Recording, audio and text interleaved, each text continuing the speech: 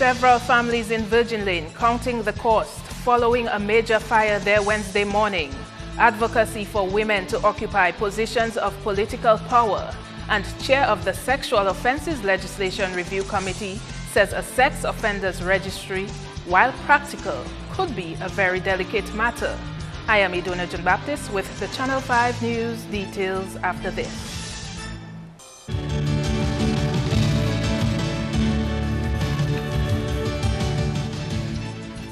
Welcome back. First up, a narrow escape for some families after a fire took over 10 houses on Virgin Lane in the wee hours of Wednesday morning. The cause of the fire is unknown. The incident happened after 1 a.m. Me and my sister was inside there, and the experience was my experience of fire like that, but then the only thing we could do was try and save our life. It burned down. Everybody lost plenty of things. Nobody had time to save nothing because the way it had done take over that house already. So the only thing we could have looked for is to just, if you have your child, just grab your child and run by the roof. But I didn't go and sleep because I just sleep so hard. Maybe if I did not look, maybe the fire would cook me inside there.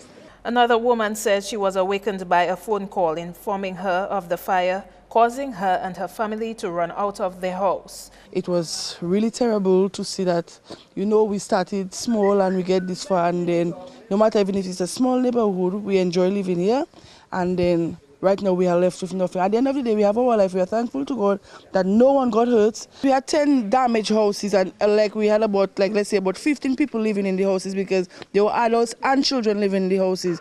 But there are a few that did not get damaged, and they're about 6 people or 7 people roughly living in those there. Monday night we had an incident with some small fire, but then that was brushed off, and then I guess last night was the big thing. We didn't expect that. If it's somebody that did it, we'll be on to the person. If it's electrical, then they will let us know. This DGS student has lost all his school belongings and says he does not know when he will return to school as a result. Those affected by the fire say the Housing Minister Reginald Austri, Minister Dr. Colin McIntyre, and officials of the Social Welfare Division have since visited them. They say Mrs. Skerritt also provided them with meals. Other top stories: a former advisor at the Commonwealth Secretariat is advocating for more women running the affairs of the state. Attorney at law Norrin John, a gender equity advocate, says women must recognize that they too can lead in powerful positions. John spoke to Channel 5 News during an activity to observe International Women's Day on Tuesday. She says society needs to be more accepting of women in the political sphere. Where you see more women in the political life of a country, you have better governance. Some of the issues we face are well related to power, in the sense that it is well known that some men overexert their position. There are abuses in power relations, and I think that has an effect in terms of how the structures and processes in society are developing. So I think society needs to be looking at a way of preparing, ensuring that more women become involved in the political life of the country. And we will see, should that happen, we will see a different kind of governance. John, who once headed the Legal Aid Clinic, was among the first beneficiaries of university education from her home village of Granby. She says the system has not totally encouraged the elevation of women in the political life, to the extent that women say that is not a place for them. I think women can play a much more active role in that arena, and they are better, to me, suited to work in areas of power relations, because in the sense that you will find the way women play out their politics, it's not one of a dominant subordinate relationship. It's one about caring, nurturing, ensuring that the whole society, including children and vulnerable groups, vulnerable persons, are protected. I have seen strides. I have seen quite a number of areas in the law, in employment, in social development. There have been quite a number of developments, but we still have a long way to go. In other developments, the recent case of inappropriate conduct against a 15-year-old girl has caused the Dominicans to speak out louder than ever against child sexual abuse in the country. One of the issues for Dominicans is the establishment of a sex offenders registry. At a press conference earlier this week to discuss amendments to the Sexual Offences Act, Chairman of the Sexual Offences Legislation Review Committee commented on the setting up of such a registry. There will be a register and there will be an onus to report to the closest police station. And anytime you move, say within 7 days of your, say you're living down at Scott's Head, you move to Penville, there's an obligation on you within 7 days of informing the police station. So there are checks and balances in those notifications. There are quite a few provisions. And remember, I also indicated that we have given the minister power to make regulations. Harris says making the list of individuals known throughout the region, while practical, is a delicate matter. We want to ensure that even monitoring those people who have had to make notifications, the whole process may be detailed in subsidiary law. Remember, we're part of the OECS, and if we have an individual here who is, we feel has had to have a notification because of a rape charge and a conviction, shouldn't we make, for instance, St. Lucia, St. Vincent, Grenada aware if this person is traveling? But this is a very sensitive issue, a constitutional issue, a right of movement. Therefore, it's something that we have to deal with cautiously. An increase in the age of consent from 16 to 18 has also been a topic of concern for Dominicans. I must confess, at the level of stakeholders, strangely enough, it wasn't a very strong push by stakeholders.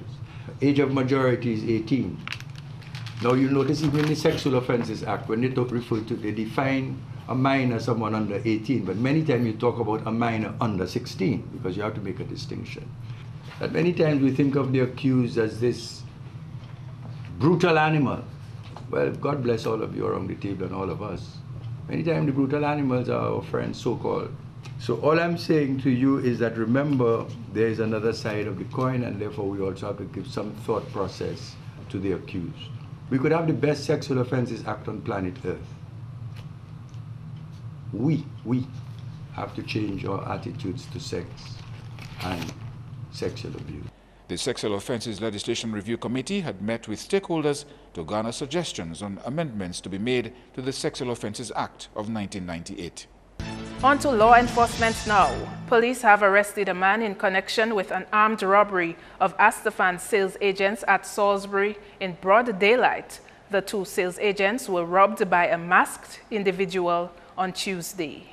It is alleged that about 12:30 p.m. on Tuesday, the 8th of March 2016, two sales agents employed with J. Astafans and Company were robbed of an unspecified amount of Eastern Caribbean currency by one individual wearing a mask and armed with a shotgun.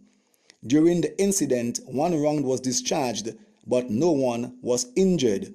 Investigations are ongoing. Anyone with information which can assist the police in the investigations can contact the Criminal Investigations Department at telephone numbers 266-5164, 266-5165, and 266-5119, or Crime Stoppers Dominica at telephone number 1-800-8477. In other news, professionals in the audiovisual sector from around the region are to strategize the way forward for the industry. That's the aim of a three-day workshop which gets underway here Thursday. The Regional Audiovisual Workshop will focus on strategies for developing content for local and regional distribution. So what we're doing this weekend is coming together to look at a model for developing a TV series, a regional TV series that will be shot across 7 or 8 islands in the region and will be distributed on many platforms, we hope, regionally and internationally. We are looking at different structures for this. That's why we brought together all these individuals to look at what is the best model to develop a regional pilot. So we have to look at things like financing. How are we going to finance it in terms of distribution? What will be the distribution channels? The conference is bringing in the different players in that process. So we'll have the telecommunications companies, we'll have some broadcasters, we'll have Caribbean Tales Worldwide Distribution who will be contributing. This regional workshop is receiving support from the Creative Industries branch of the OECS Competitive Business Unit. We'll also be looking at things like co-production agreements that have been signed or intended to be signed across the region.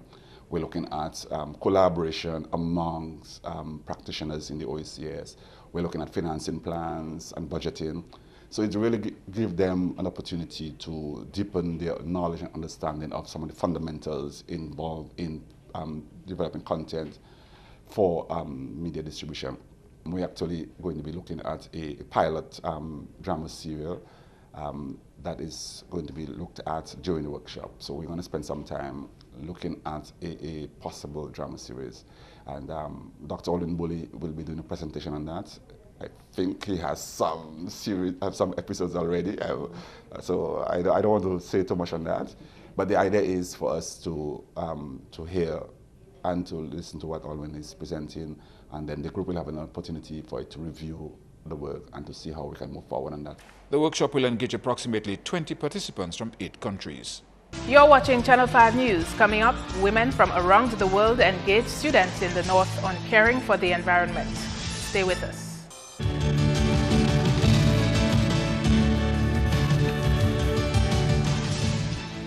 Thanks for staying with us. The National Bank of Dominica and the National Development Foundation of Dominica have partnered together to improve the small and medium-sized business sector.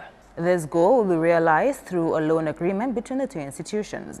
The NBD has provided a $3 million non-revolving facility to NDFD to finance small and medium-sized enterprises in Dominica. The NDFD has been supporting small businesses, but we always seek to improve on what we have. As businesses develop, as the environment evolves, we need to also evolve and adapt with it in order to ensure that the businesses that we service survive, and not just survive, but do well. The NBD has provided the funds at low cost, so which means that the NDFD can subsequently on-lend to the small businesses at low cost as well. So the issues of access to funds and cost of funds for the small businesses should not really be an issue.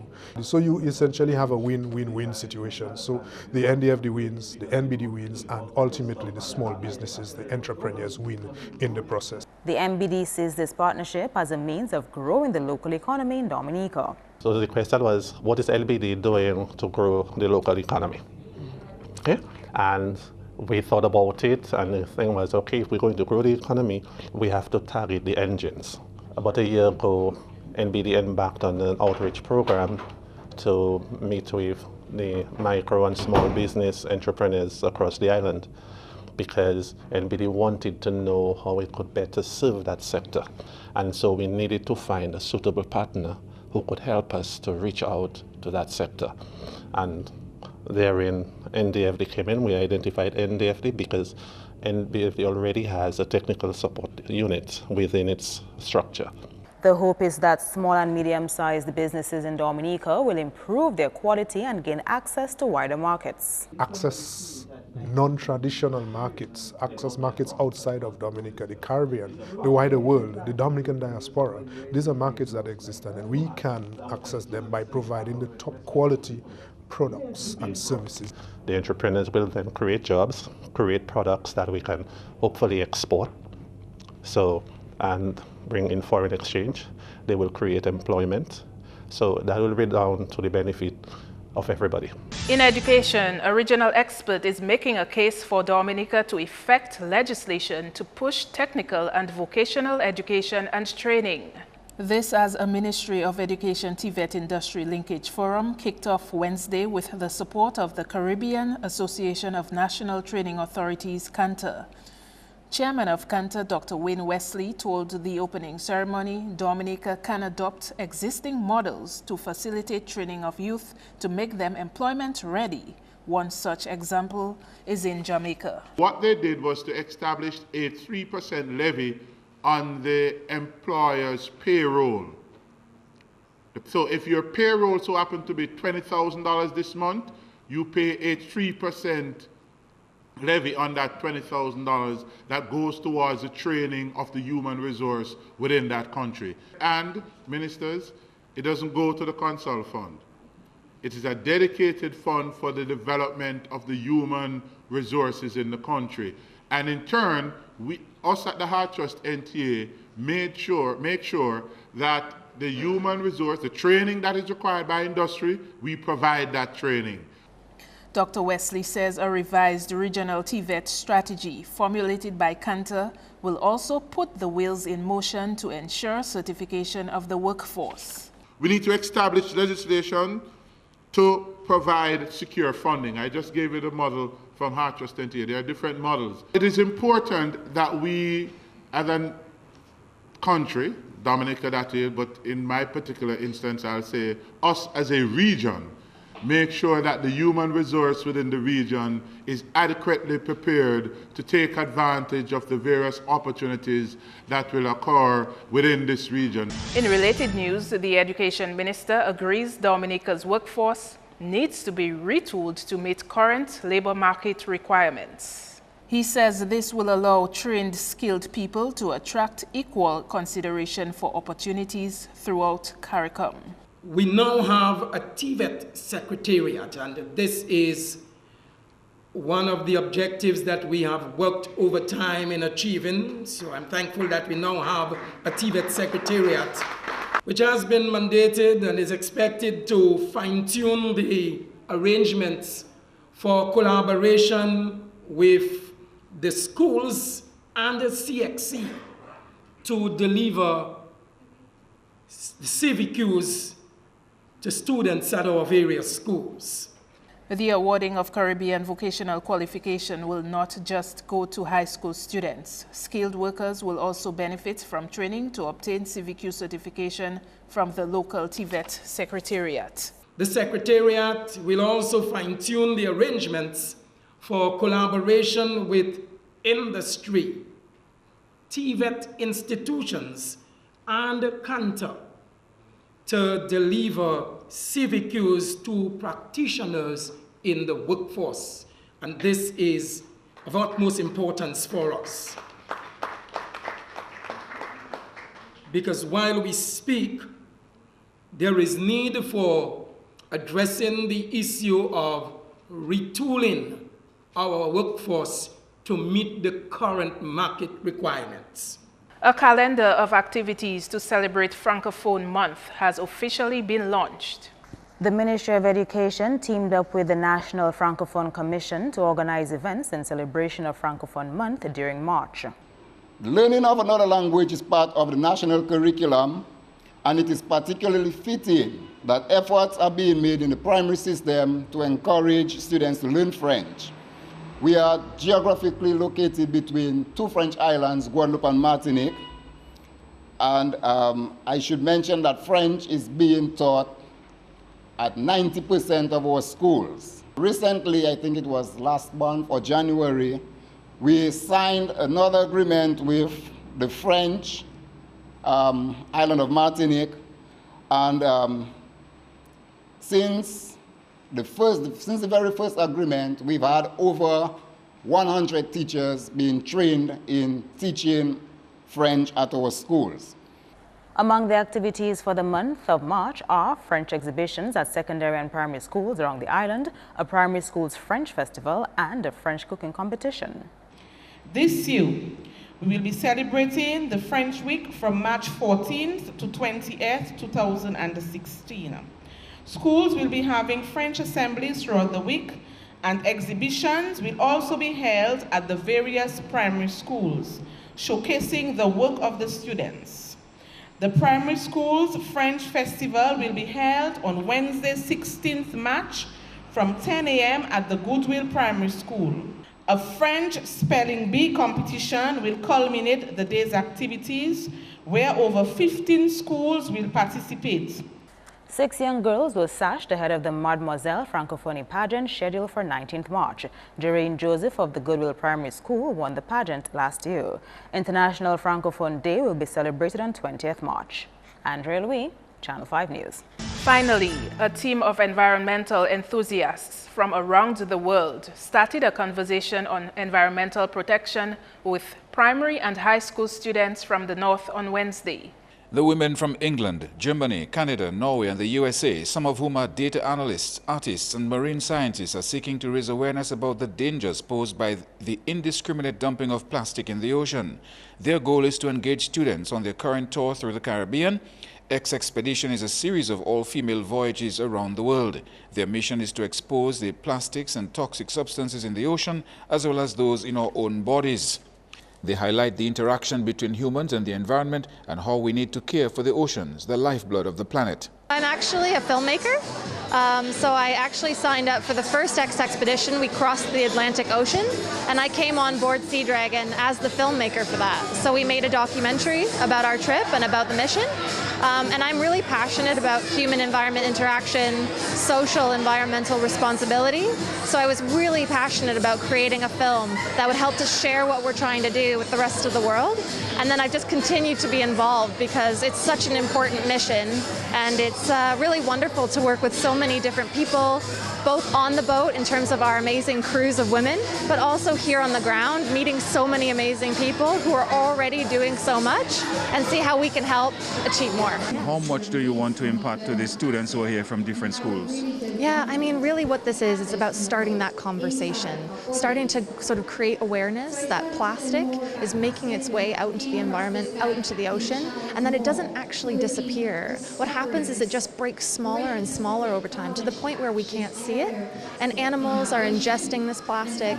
It also acts as a sponge for toxics and chemicals in the environment, and it's making its way back to humans through the food chain. So we're eating these animals, and these toxics and chemicals are making their way back to us. So I think what we want to try and impress in such a short period of time is really decreasing your use of single-use plastics. So plastic that we use only once, maybe for 10 minutes, maybe an hour, and then we throw it in the garbage. So things like plastic water bottles, plastic bags when you go and get your groceries and your food, really eliminating the use of those, so stop using them. Try and find alternatives. Things like taking a reusable bottle, maybe making your own bags out of fabric you have at home, and just using those kind of things.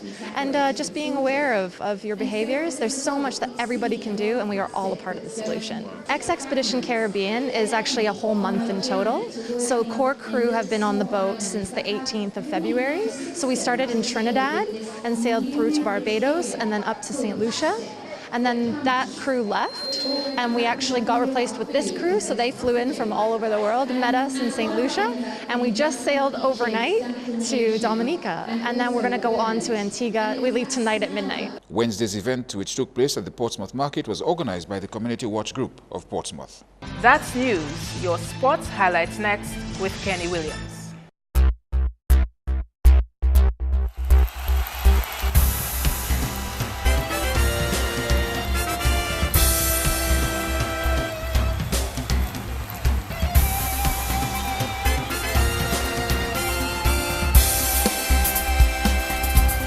Hello everyone, and here are your sports highlights. First up in sports, Minister for Sports and Culture Honorable Justina Charles has cautioned sports leaders to safeguard themselves against being embroiled in allegations of child sexual abuse. Charles spoke at a WICB and UNICEF training of coaches this week in the area of child protection, saying that such a program is needed locally. There is also a need for you to protect yourself from being accused of being abusive. Ensuring that your work is done in an open environment is a sure way to start. Setting clear boundaries between you and the children is another way, which will ensure that you are above board in your dealings with the children. Keeping in contact with parents and understanding the developmental needs of the children will also go a long way in protecting yourselves from accusations. Charles reminded sporting leaders of the role they play in child protection and the implications it could have on them. As physical education teachers and coaches, your role is enormous. You are placed in a position of trust, for you are in a unique position to be a role model and mentor to the children who are placed in your care. As coaches and teachers, you are to ensure that you safeguard the children who are under your care. Coaches across sporting disciplines with the school system participated in the training. It is also a fact that many of these incidents are happening unsuspectingly, and in other cases, some may be practicing this form of abuse due to ignorance. Hence, the reason why such a workshop is so critical. In cricket, the West Indies women, after having won their second ODI against South Africa on Sunday, fell short by 4 runs in the third match on Wednesday. South Africa batted first, scoring 119 for 3. Lizelle Lee scored 33 not out, Mignon Duprez 32, Dane van Niekerk 24 not out, and Marizanne Kapp 23. West Indies set 120 for victory, with 115 for 8 after 20 overs. Deandra Dottin and Haley Matthews scored 24 each, while Stephanie Taylor assisted with 21. In basketball, the 2016 Secondary Schools Basketball Championships continue Thursday with 2 games scheduled to play. The male teams of the Dominica State College and St. Mary's Academy will convene at the Dominica Grammar School hardcourt for play. Then over at Benjamin's Park, it will be Portsmouth Secondary versus Northeast Comprehensive contending for the win. In primary school sports, the St. Mary's and St. Luke's Primary School have advanced to the next round of the NBD Primary Schools Football Championships on Tuesday. SMP dominated the final game, defeated St. Luke's 3-0 at Lindo Park. Meantime, at Benjamin's Park, the St. John's and Woodford Hill Primary Schools have advanced to the next round of play in their zone. St. John's recorded a 4-1 victory over Woodford Hill on Tuesday. The top 2 teams of each of the 4 groups will advance to the quarterfinals, which are carded for March 15. Onto the sport of netball. Northeast Comprehensive and First Choice Delight PSS have booked spots in the final of the 2016 Secondary Schools Under-14 Netball Championships Tuesday. Playing against Convent High School on their home ground, NECS had the host team under their heels for a 28-9 defeat. Ethelene Telemac scored 20 from 37 tries, while Janelia Phillip got 8 from 14 for NECS. Zora Xavier and Onika James scored for CHS, getting 5 from 12 and 4 from 8 respectively. Then over at Benjamin's Park, First Choice Delight PSS dominated over Goodwill Secondary with a 22-2 pounding. Sharima Daniel scored 11 from 14 tries, Tinisha Joseph 8 from 16, and Mariah Tuse 3 from 7. The finals will be played on Friday at Marigot at 3 p.m. That's all the sports for now. I am Kenny Williams. Join us again next time.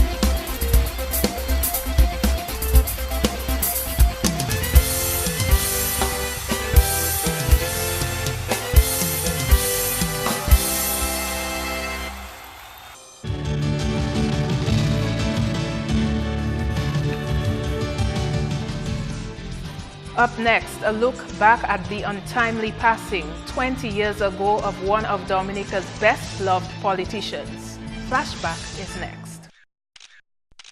Hello everyone, I am Julian Morris. Welcome to another edition of Flashback. On today's program, we take you back to 1996, when the former parliamentary representative for the Cottage constituency, the Honorable Aline Carbon, tragically lost his life at sea during a fishing expedition. And that's why today we're coming to you from the constituency of Cottage. Former Communications and Works Minister Aline Carbon is reportedly missing at sea. According to reports reaching MTV News, Mr. Carbon went out to sea this morning accompanied by 2 others. The group is said to have encountered rough seas and 2 of the 3 managed to swim ashore. They are said to have alerted police about their missing companion on their safe return. The people of the constituency were devastated when they discovered that their parliamentary representative had gone missing. His body was found 2 days after the search was called off. The late Honorable Aline Carbon is known as one of the most industrious ministers for communications and works in the history of Dominica. This week would be the 20th anniversary of Aline Carbon's tragic death at sea. Join us next time for another interesting program on Flashback. The weather report is next. Hello, good evening. Welcome to tonight's weather broadcast. I will be your presenter for this evening, Farah Rock Career. Generally cloudy skies with some scattered showers was the weather conditions across Dominica today. We take a look now at some early infrared satellite imagery, and what it showed is a frontal boundary across the Lesser Antilles, which resulted in generally cloudy skies across the Lesser Antilles. Earlier visible satellite imagery showed bands of clouds associated with this frontal boundary across the northern and central portion of the Lesser Antilles. Earlier radar imagery indicated some scattered showers associated again with the frontal boundary to the eastern part of the Lesser Antilles. The weather tonight is expected to be generally cloudy and breezy, and the weather conditions tomorrow is expected to be partly cloudy to cloudy with some scattered showers, and also breezy conditions will be maintained. Tomorrow, the marine conditions is expected to be moderate to rough, and a small craft warning remains in effect. Waves are expected to be up to 10 feet. For the next 3 days, well, tomorrow, Thursday, partly cloudy to cloudy skies with some scattered showers, and Friday and Saturday, generally cloudy skies are expected, and breezy conditions will be maintained for the 3-day period. Well, tomorrow for the rest of the Caribbean, you can expect generally cloudy skies with some scattered showers, as the dissipating frontal boundary is expected to deep further southwards. On the international scene, overcast skies are expected for London, partly cloudy skies for New York, Miami, and Caracas, and again some beautiful clear skies are expected for Beijing. The sun will rise tomorrow at 6:16 a.m. and will set at 6:15 p.m. Feel free to visit our website at weather.gov.dm or call the weather hotline at 447-5555. Join us tomorrow evening for your next weather broadcast. Thank you. To end the news, the headlines again. Several families in Virgin Lane counting the cost following a major fire there Wednesday morning. Advocacy for women to occupy positions of political power. And the chair of the Sexual Offences Legislation Review Committee says a sex offenders registry, while practical, could be a very delicate matter. Feel free to contact us at news@marpin2k4.com. You can also watch our past newscasts on our YouTube channel. On behalf of the production team, I am Idona John Baptist. Thanks for watching. Join us tomorrow.